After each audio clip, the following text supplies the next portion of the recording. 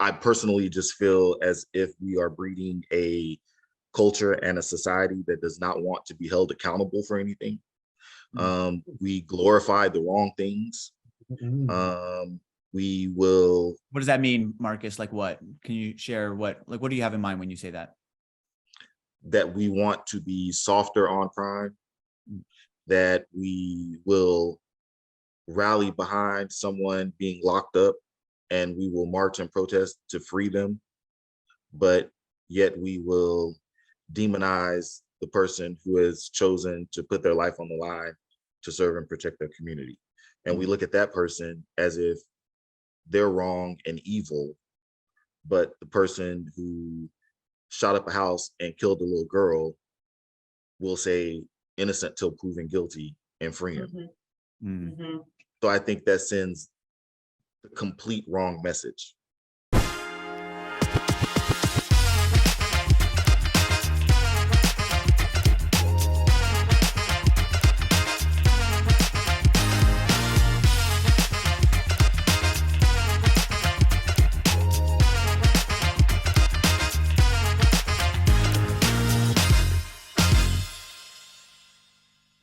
So in my 10 years in law enforcement, my experience has been that I am more so, I'm treated worse by my own people, by Black people, than I am by white. And that's not to say that I haven't been mistreated by white people, but it is a blatant difference when I encounter a Black person versus a white person, and it's hurtful because in a sense, to me, and I get everything that is going on that you see on the news or different issues or incidents, but to me, it seems as if you would want to see someone who looks like you wearing the uniform and doing the job. And my experience has been more often that that's not the case. And I'm more so outcast from the community in a sense, accused of being an Uncle Tom or a sellout. And these are things people have said to you. Absolutely. Absolutely. Almost a daily occurrence. So it's, I don't know how to process it. I mean, I sympathize. I'm not even gonna say I can absolutely relate to that. Because I do think, I would naturally think, oh, wouldn't having more Black cops alleviate, some of this? Clearly not all of it based on what we saw this weekend, but some of it. However, I think that kind of gets to behind it, which is the whole attitude around policing that I actually think was lost in the dialogue over the weekend. Because we saw a lot of opinion pieces and, commentators and things like that trying to talk about kind of still the white supremacy behind policing. And unfortunately, people are like, well, this is 5 Black cops. That means that's not at play. That's not necessarily true. It kind of, I hate to use this kind of analogy, but I think you'll kind of get it. It's the equivalent of how there were some plantations where Black slaves were put in authority over other Black slaves, right? So, and they were to tell master when something was going on, right? And that's the equivalent of being like, well, that Black slave is telling on another. That's not racism. It is. It's within the confines of a very racist construct. And I feel that, unfortunately, there were so many thought-stopping, it's 5 Black cops, stop race baiting, everything, everything of that sort, where there wasn't a conversation that I think in general there's an attitude. And we can actually point to history, like American history, where policing very much was initially rooted in keeping populations of certain groups in line. And I know it's even come out recently. I've been spending time at the Chicago History Museum since I've now lived here so many years. And there are actually archives of you know, police records, you know, alderman records, et cetera, where they were like describing how to keep the growing Black community, because we were expanding beyond, like during the Great Migration, during the Civil Rights Movement, when Black people were coming to Chicago, we were expanding beyond the borders where we were supposed to be kept. And it's very stomach churning to read the way that we were being described as like growing like roaches across the city that needed to be checked. Yes. What? Yes. Roaches. In handwriting. Woo, yes.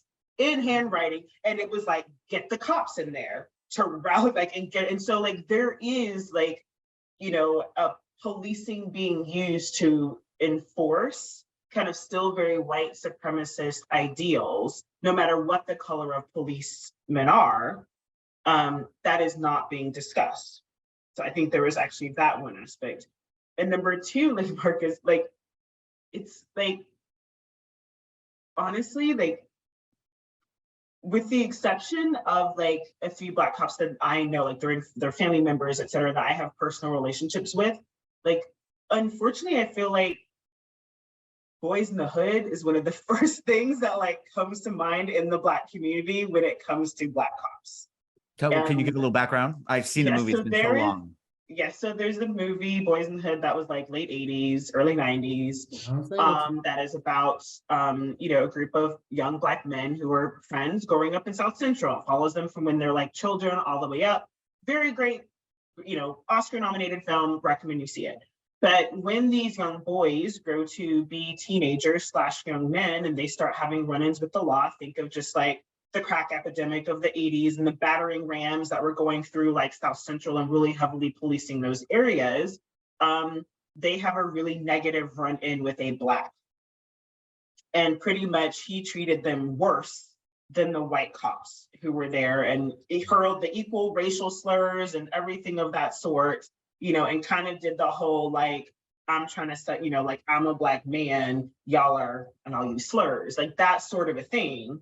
And it is a prominent scene in that movie. And unfortunately, it's been kind of used to describe, like, this is what it means to be a Black cop.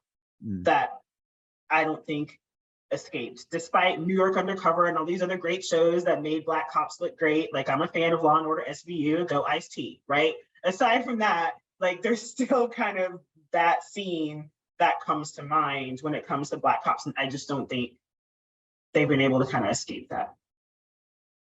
But how do we help the Marcuses of the world feel more supported? That honestly broke my heart when he told me that. I was like, no one should feel outcast from their community or not feel whole or included.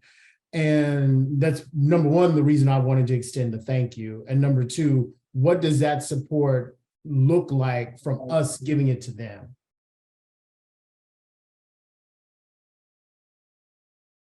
I mean, I would say in terms of us giving it to them, like, actual, like you said, a thank you for what you do, a respect for, you know, what you do and what you willingly walk into each and every day. Every day. You know, the risk that you take just probably by walking around, I don't know if you wear a uniform or not, but like, just like, there's pretty much, I know in our community that can be viewed as the equivalent of a target on your back rather than a sign of just respect. Here is a person who, you know, is a trustworthy, you know, advocate and protector of our community that we can turn to. I do think having conversations, you know, with our young people about their attitudes towards police. I mean, I can't say, I mean, I remember my parents teaching me, if anything, you know, bad happens, or if you're scared, or if you're lost, you know, go to a person in this uniform. They didn't describe color. Go to a person in this uniform, tell them your name, tell them your address, your phone number, and your parents' names, right? It was kind of they were teaching me that's a trustworthy person if you're lost. Do kids learn that anymore? I don't know. Probably not. Right, so sometimes I think it's just like that basic piece. And Marcus, what do you need from us as a community?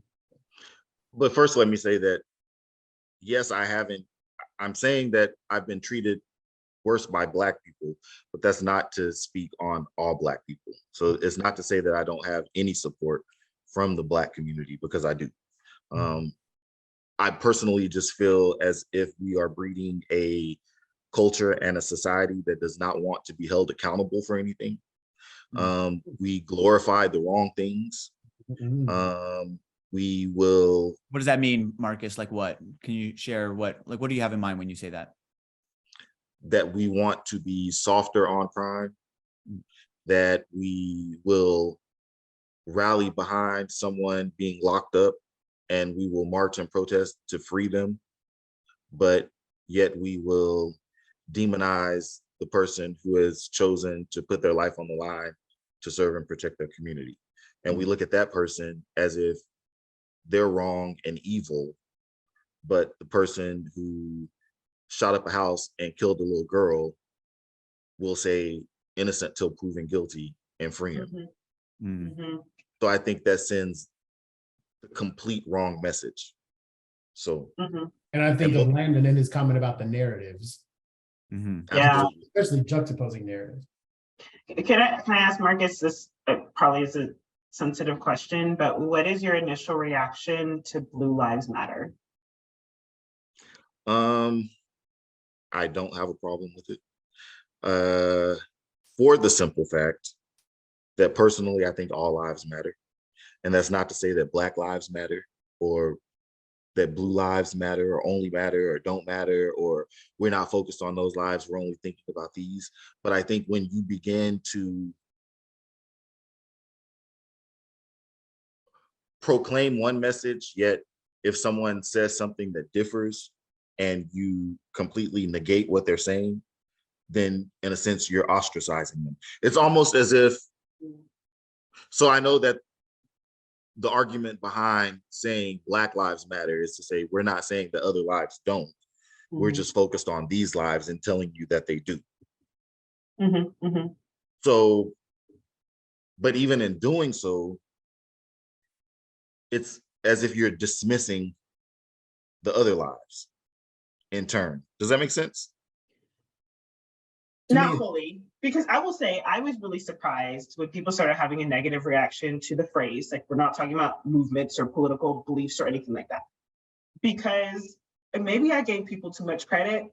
I thought they understood like that the two at the end is implied, right? I kind of view it as the same way of if I were to say, like red is a beautiful color. You're saying all the other colors are ugly? No. like it was just I need to say that, you know, and quite frankly, I wondered if some of the reaction was a little narcissistic of our world, where like, and I say that about like not just Black Lives Matter, like you can't say blonde is a gorgeous hair color without brunettes and redheads being up in arms. Like everyone has this what about me attitude that sometimes it's like, it ain't about you. Like right now, it is not about you, right? Like we just watched a Black man get murdered on camera. Can it not be about you just for a minute? Right? But I just think like our ladies, and so that's more so what it was. And honestly, my reaction to Blue Lives Matter isn't, I mean, again, I don't have a negative reaction towards police or anything like that. But one core element that I think is missed in Blue Lives Matter is that you chose to be blue. I didn't choose to be Black. Like, and I think there's a real difference in like, you know, you signed up for a certain line of work, and not saying that because you signed up for that certain line of work, you deserve to be disrespected or anything like that at all. But when the initial intent of Black Lives Matter is just by nature of just who we are and the fact that we exist, you know, of the sort, we have value. That is very different from I chose this career path. So that's why I didn't feel like it was an adequate response. What's the importance of that difference to you, Marin? Because let me just, yeah, go ahead. Go answer the question. I don't know. It's just I just don't think it's an apples to apples response. Okay. Right? Like, that's why I just kind of had such a reaction to it. Is just like, you chose to be blue. I did not choose to be Black. To me, it seems like it's a inevitable response because we are engaged in a culture war. And if any group takes a highly antagonistic And that's what Black Lives Matter comes across as, not all of them, but Mhm. some portion of them come across as highly antagonistic toward the police. And therefore, other people are going to feel that, whether it's real or not. Mhm. And they're going to say, you know, they're going to form the counterculture group. It's going to be Blue Lives Matter, you know, and you're going to feel that, you know. So I just think this is part of the society that we live in now and how we label each other. Mhm. Landon, how do you feel about Black Lives Matter being labeled a terrorist group by some people? Yeah, I think that that's just a label that it's very simplistic. You know, Black Lives Matter is a large, diverse group of people with varying experiences. Many of them Black, many of them not, right? But overall, you know, they have some very healthy goals that they want to accomplish. And then also, I think that they have some unhealthy aspects to their culture because they're a very tight group and they really want to bring about change, right? And they can therefore come across as very antagonistic toward policemen who maybe they don't appreciate the complexity of being a police officer, which is why I would hope that the two sides can, you know, help each other experience what it's like to be in their shoes. And I think that's my take on Mhm. how we have to approach it, you know. Susan, was that a little bit of the kind of tension in your question around the protesting as well? It seems like you understand the goals, but then there's some sense of the tactics and how it affects other people. It seemed to be kind of a common thread is like there's an ethos, and then some people implement that ethos, you know, try to achieve those goals in certain ways that maybe bring people together, or but other approaches might antagonize or demonize. Mhm. I don't Yeah. know. I'm seeing It's more, yeah, it seems like a more reactionary approach these days. You just have to, everybody's just reacting, and you know, you see a video or an imagery and you just react, and we're being bombarded with so much. We're just tend to be in this reactive mode all the time. And it, you know, just not, like Landon and everybody was saying, it's just not conducive to nuanced conversations, which we have to have about stuff like this. Mhm.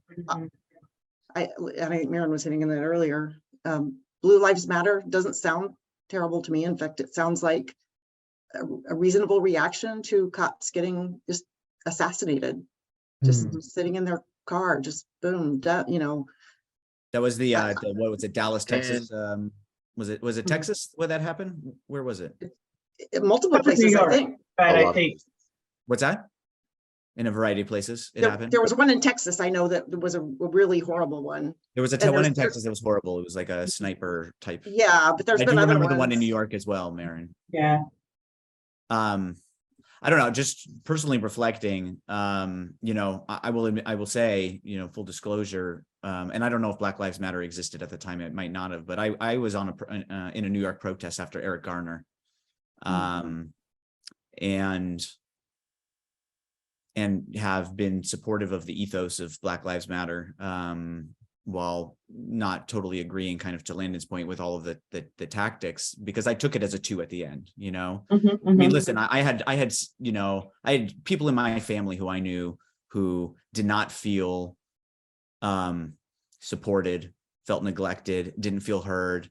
And I could have imagined them, and they might have at some point in their life gone to a family member, a parent, and said, I matter.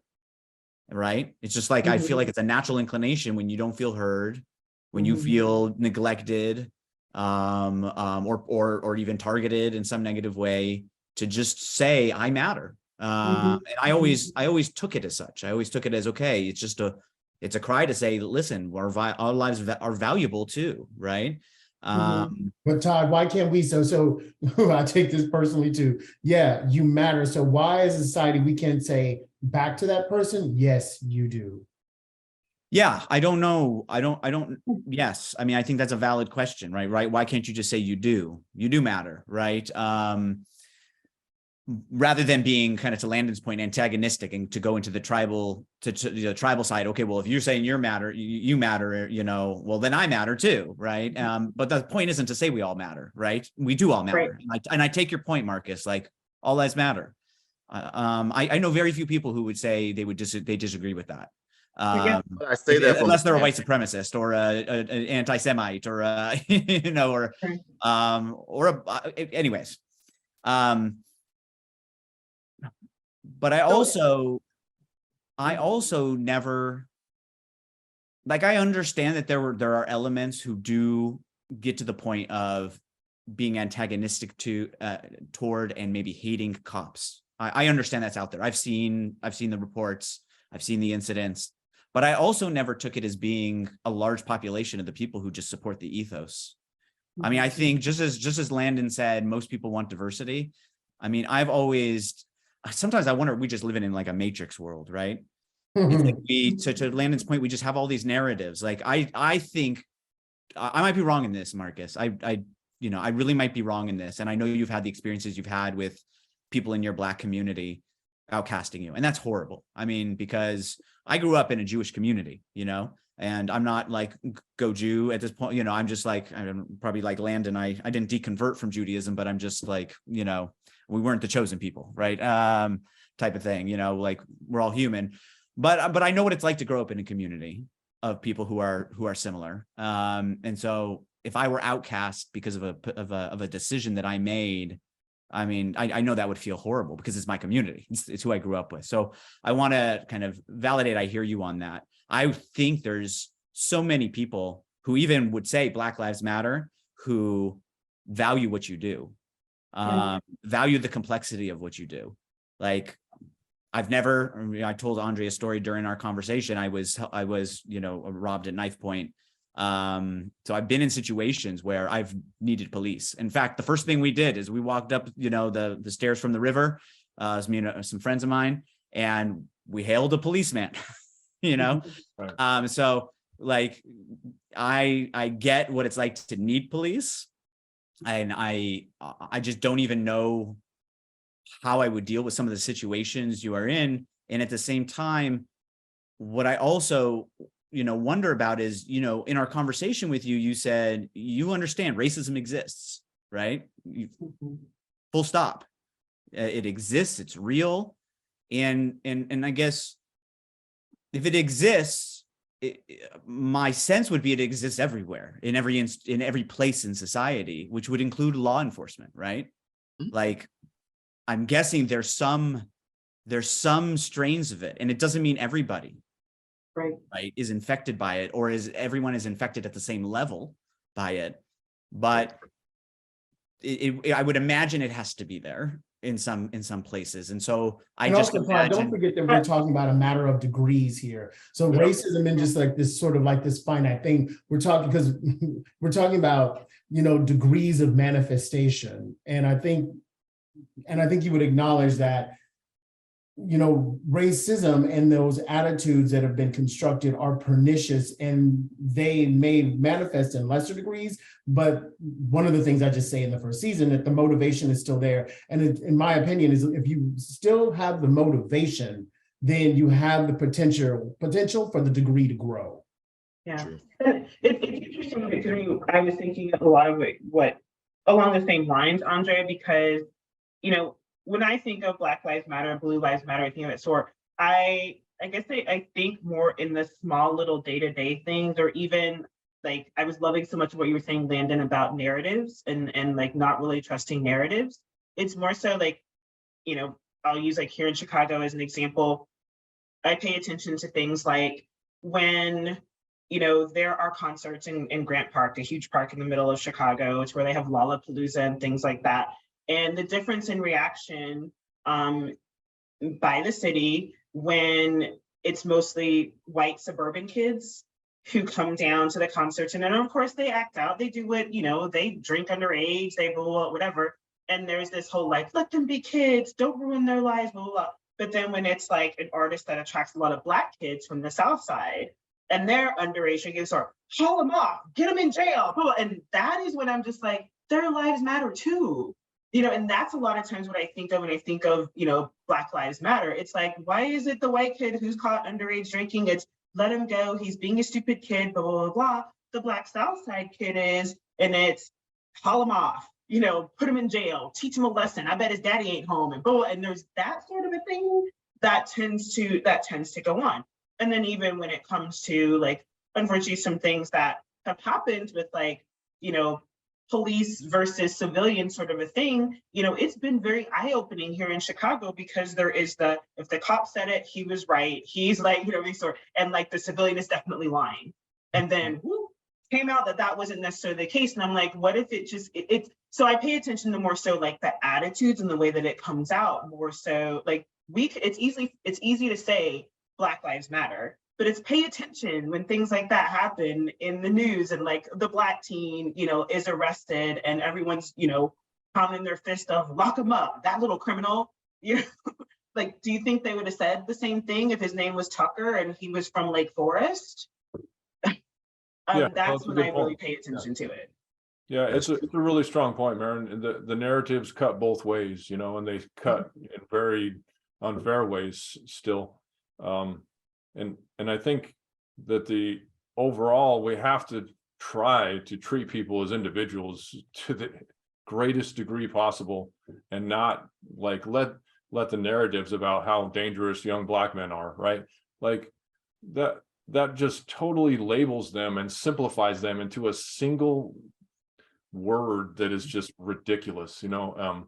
And you don't know their story, you don't know where they came to be, where they are, you don't know like what they need, you know. So, you know, I really dislike simplification of individuals by labeling them, and I hope that we can try to be aware of the narratives. They're so powerful, you know, that young Black men are dangerous.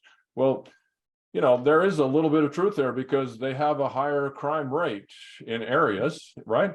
So what's behind that? But then does that describe that individual? You know, it's a dramatic oversimplification, and I think it's bad for all of us, you know, and it propagates racism too. Yeah. It seems like, Marcus, you experienced, I'm just thinking about your story and what you shared, you experienced the idea that out there can be racism, there can be this kind of lack of grace. So here are all the ways you need to behave to ensure that you're being kind of a model citizen in some way. And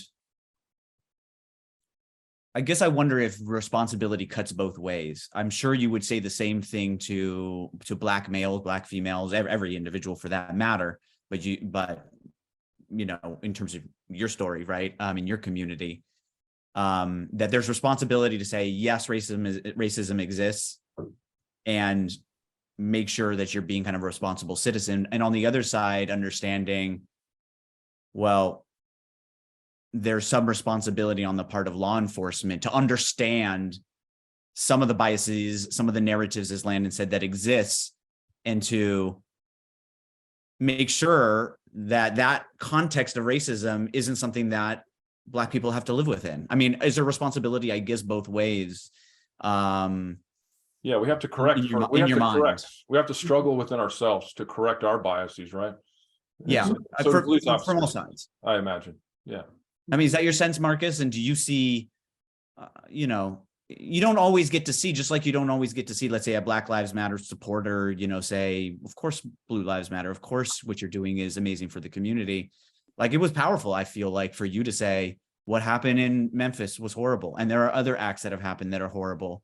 And some of them are, you know, there are acts that happen on an everyday basis, I'm assuming, that might have some bias involved within law enforcement. You know, not everybody, not all the time, but that it exists. And I guess, how do you experience the tension of that as a Black police officer?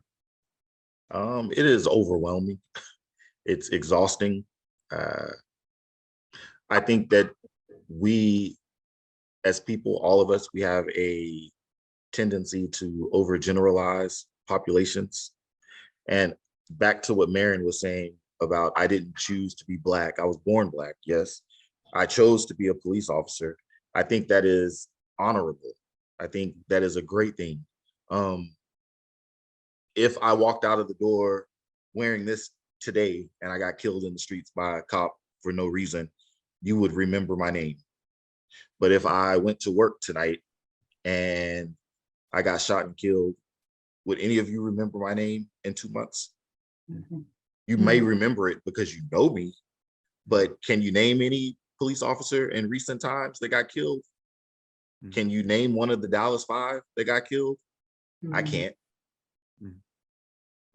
I can't recall there was an officer that got shot and killed at a gas station walking in to get a snack. I don't remember his name, but I can recall all the names of the people that have gotten killed by the police. So that's like a heavy burden. So yes, I didn't choose to be Black, and I don't have a problem with Black Lives Matter in that sense. Wrong is wrong. But at the same time, like I said, I think we have a tendency to glorify all the wrong things in life. Example, what are we glorifying that's wrong? We glorify crime. We glorify wrongdoing. I don't think people realize when they want criminal justice reform, what all that entails. And so if your home got broken into in Harris County tonight, if you weren't home and your home got broken into and they stole all your stuff, it's a nonviolent crime. And that person, even if they're caught, they'll probably get out of jail on a PR bond. And they probably won't be convicted. Because personally, I know these things. I've had a break-in and I know what a PR bond is, but I take your point. So does that mean that your possessions weren't valuable because you weren't injured? And then we'll say, he didn't do it, free him. Who is we? Who is we? Be specific. I'm overgeneralizing. I'm doing what we all do, overgeneralize. But people will say, free him. He didn't, he's just coming up. He's a good kid. It's a nonviolent crime. No one got hurt. So that's why I say we glorify the wrong things and we give attention to the wrong things and we demonize good things. So may I ask the question though, or maybe introduce a perspective that's a little bit different. While yes, like cops absolutely getting pretty much assassinated for being cops is absolutely terrible. And I know we've had a couple situations here in Chicago that were very, very horrible situations. And to your point, I remember a few names, but not very many. However, do you think that a big reason why there is more emphasis placed on cops killing people because cops are paid to protect people? I haven't viewed it as more so that like a cop's life matters less than this person's life. I viewed it as more of you literally had a cop who went into a community that he is supposed to protect and ended up murdering a civilian in that area. Does that change things? no, absolutely. I agree with you. It absolutely does, because it shouldn't happen if it's unwarranted. It shouldn't. The sad reality is that at times it does. And that's horrible. So I agree with you. Thank you for watching this episode of Healing Race, and stay with us for a scene from our next video.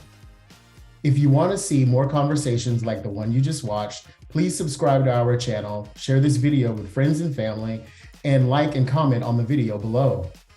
If you'd like to be a guest on one of our episodes and have an open, real conversation about race, email us at guests@healingraceshow.com. And if there are topics you think we should cover, we'd love to hear them. So please email your ideas to topics@healingraceshow.com. As always, thanks for your support. We look forward to continuing the conversation with you. Now, here's a scene from our next Healing Race. Just speaking from a police officer's perspective, I still worry about how it's going to be perceived or received. What will the comments be?